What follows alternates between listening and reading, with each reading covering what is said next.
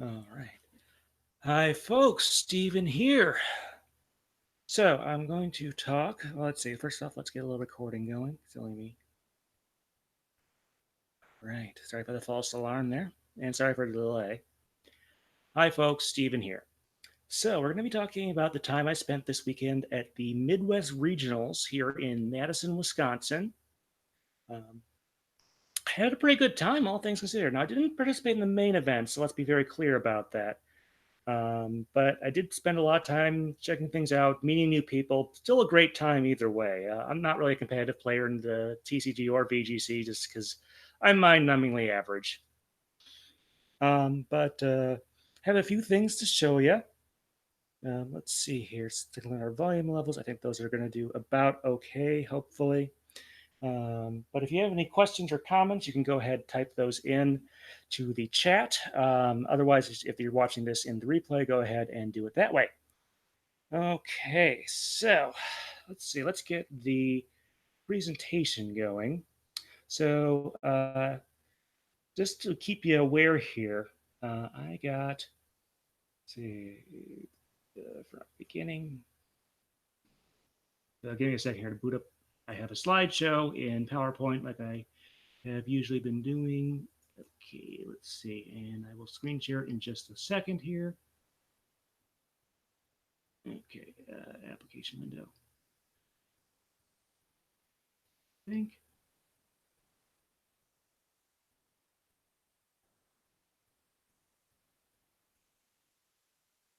All right, there we go. You should be seeing a straight up black screen. And let me get rid of this little message here.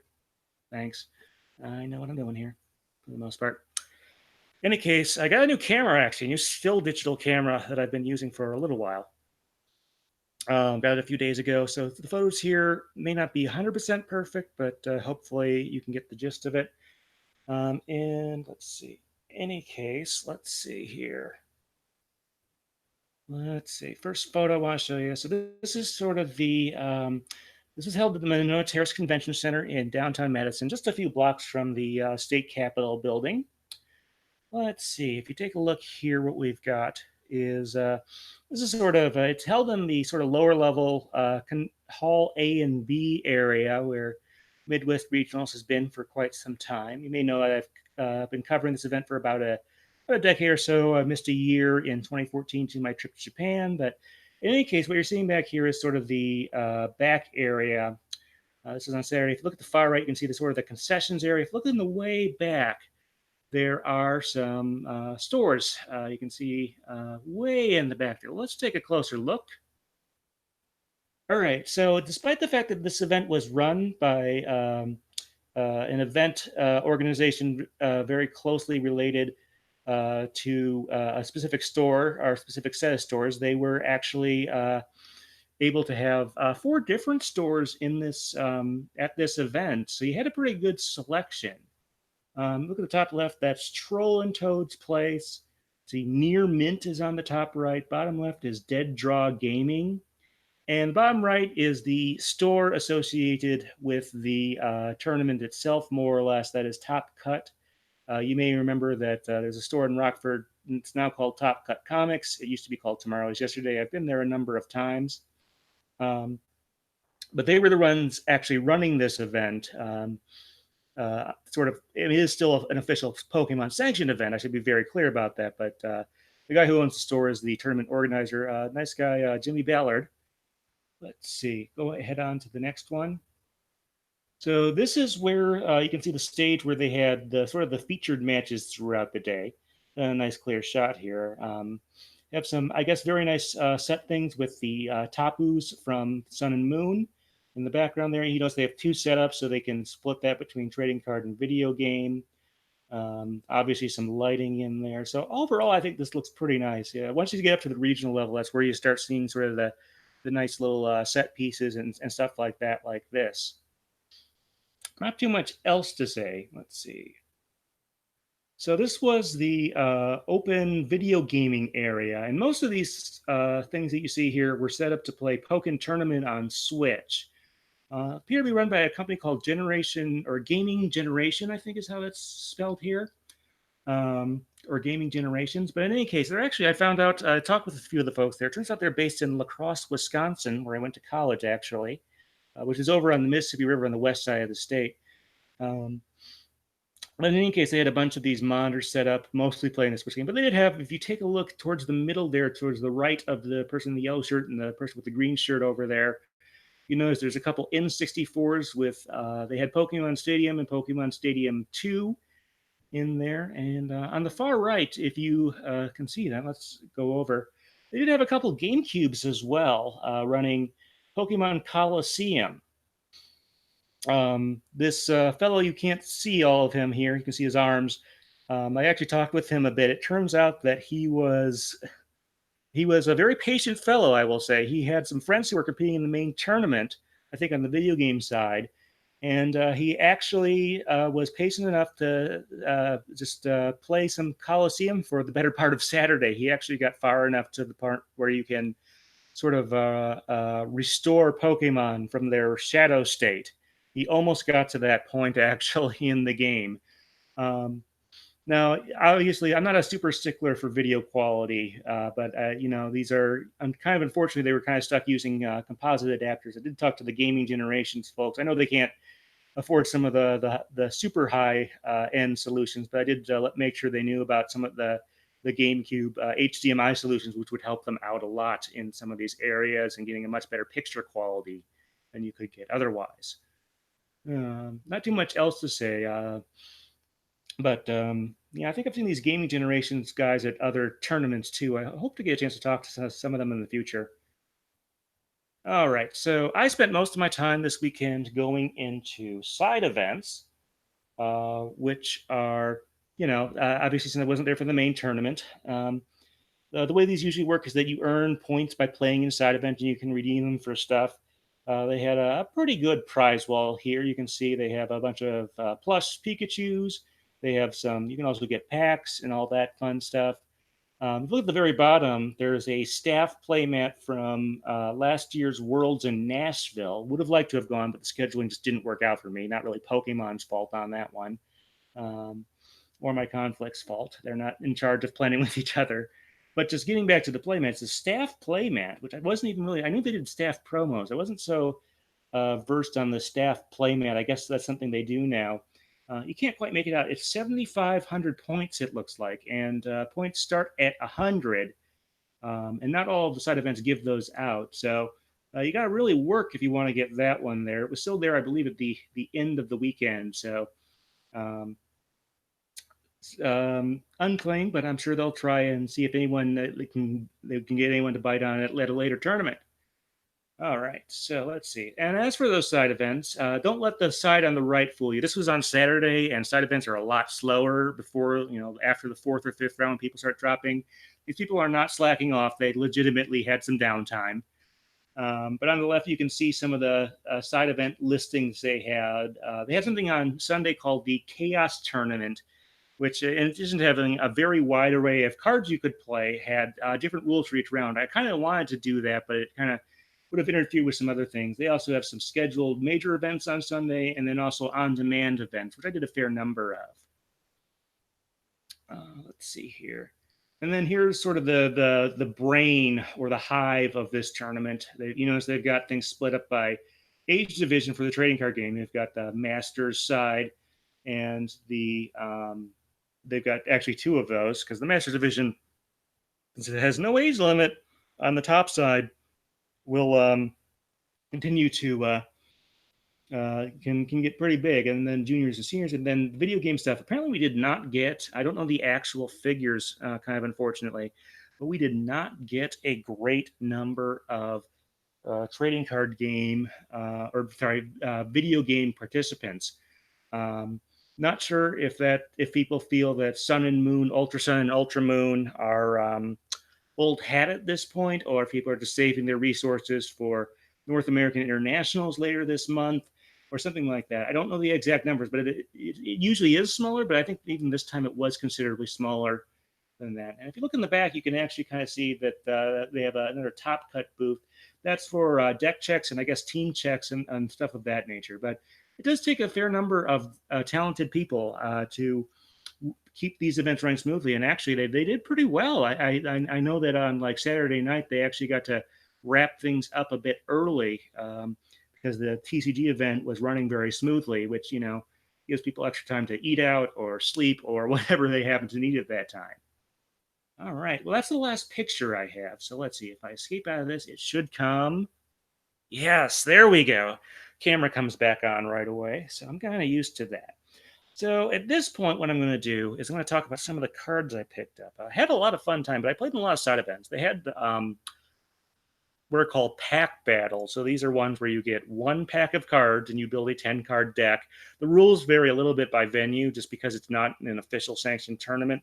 I played a few of those. I also did on Sunday, they had a pre release. I also did a theme deck challenge, which was pretty interesting. Let's start with the theme deck one. So for the theme deck, I got, let me look at this other card out. I got they were doing Unbroken Bonds theme decks. So we had sort of a choice between the Zeraora deck and the Mewtwo Incineroar deck. I got the Mewtwo Incineroar. So let's see here. Let me get the screen up so I can tell if these are actually focusing. One moment here. Okay. Yeah, there you go. So let's see, get that a second. And well, I'll describe these while you're doing there. The Incineroar you've probably seen at some point because it's also in the pre-release sets. So it's actually pretty common. The Mewtwo is in the set, of course, but it's also in this theme deck. Um, I found it kind of an interesting card because it's got that ability that lets you take a support card from your discard pile and put it on top of your deck. So that was pretty useful. I was in the theme deck one. I made it to I think the finals. I came relatively close. I think no, wait, no. In that one, I definitely only made it to the second round. Sorry about that. Any case, here are the cards. It's got that 70 HP ignore effects. It would apply weakness and resistance, but things like like that well, there's that Goldeen that has the agility type attack and stuff like that. Incineroar, you may already know it does adds extra damage to your active Pokemon's attacks to damage to your opponent's active Pokemon. And it's got Flamethrower, 2 energy for 90 discard and energy. Pretty straightforward there, and an interesting combination. I think they're really doing a good job on these like theme decks, getting the matchups to be interesting despite the limited field. And also, same thing with the pre-release packs. They're getting really good at those, having some interesting matchups for those. The other thing about this is they had us actually pare down our decks from 60 cards to 40 cards.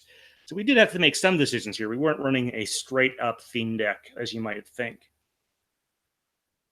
Okay, so let's see. Yeah, so there were some pack battles, but today I went through well, it's called build and battle is what you would see the product referred to, but it's the same stuff that's used for the pre-release stuff.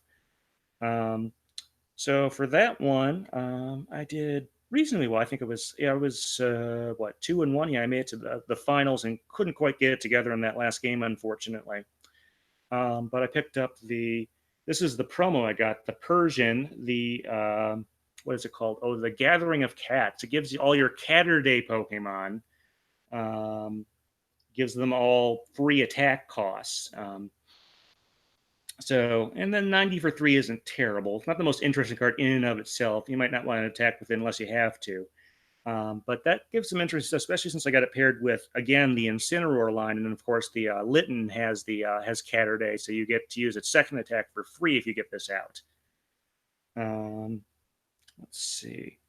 Kind of built an unusual pre-release deck a little bit, I suppose. But I got this Kartana. This is one of those cards that is, I guess, situationally okay, but it seems almost like it's designed for the pre-release because you look at that attack, it's not unlike that Buzzwole we got not too long ago. Let's see. If you read that first attack, it does normally just 10 damage for grass energy, which is nothing special. But it does extra damage if you have exactly 4 prize cards left.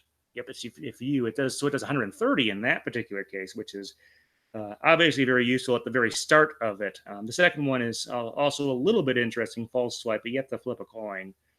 So it fails half the time. So maybe not the most useful thing there.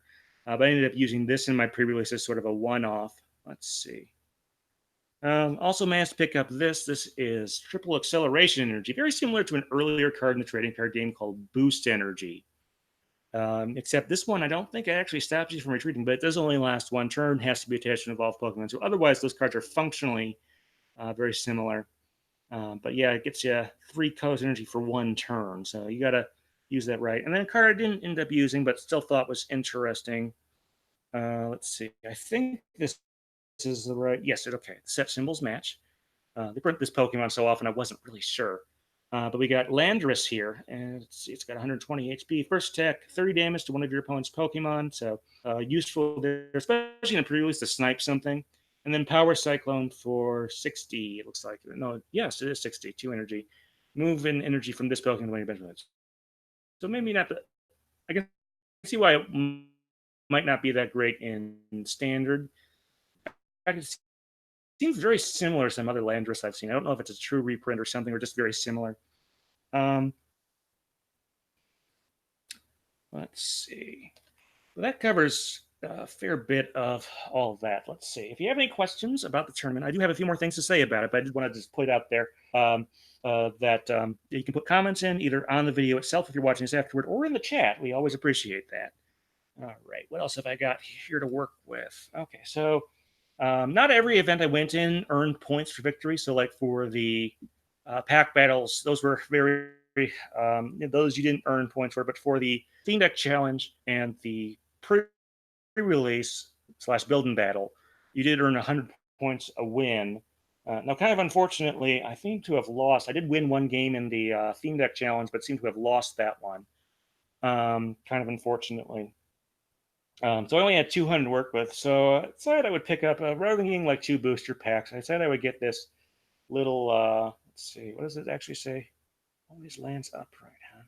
Interesting. So this is a quick ball, sort of, I don't know if you call it a plush. It's got some bean type weights down here. It says it always lands upright. And I assume because it's weighted down here, it should roll to that side there, is how they're saying that. I'm sure if you really want to, you can find a way to make it not do that. Let's see. This is a commercial product that I guess normally sells for about $10. From what I say, it's interesting. They've also got Rapidi Ball and Veloz Ball. I probably messed up both of those, but those are the French and Spanish things. Let's see. From Wicked Cool Toys. So kind of a nice little thing. I guess suppose you could. I'm not sure how durable it is, but you could use it as kind of a stress ball at work or something like that.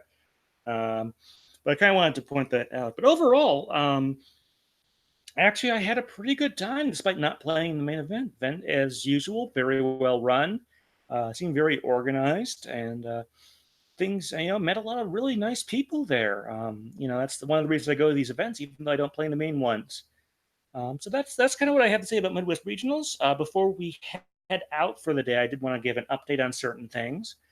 Let's see. So coming up in the next week or so, I'm still waiting for a certain CD to come from the UK to do an unboxing of. Looking forward to that. Let's see. What else have I got? If you don't recall, a couple weeks ago, Anna and I did 2 live music discussions last month. We did one that was live Pokemon music. And then we also did the Detective Pikachu. You can take a look at both of those. We're in the process of sort of cleaning up the audio for those and getting those out. I still have to talk to Anna. Unfortunately, still hasn't gotten the Genesect one from April. She hasn't gotten that one on her Patreon yet. I'll have to check and see what's going on there. But of course, later this month, I mentioned it several times. North American Internationals is later this month. It's in, I guess, 3 weeks from this weekend in Columbus, and I'm going to be there. I've got all my travel booked and all that fun stuff, so that should all be taken care of. But looking forward to that, doing some very similar stuff to what we have here. So, but if you have any questions about the tournaments and stuff like that I went to this weekend, or what you can expect at a regional, go ahead, give us a comment. We always like that. All right, folks, thanks.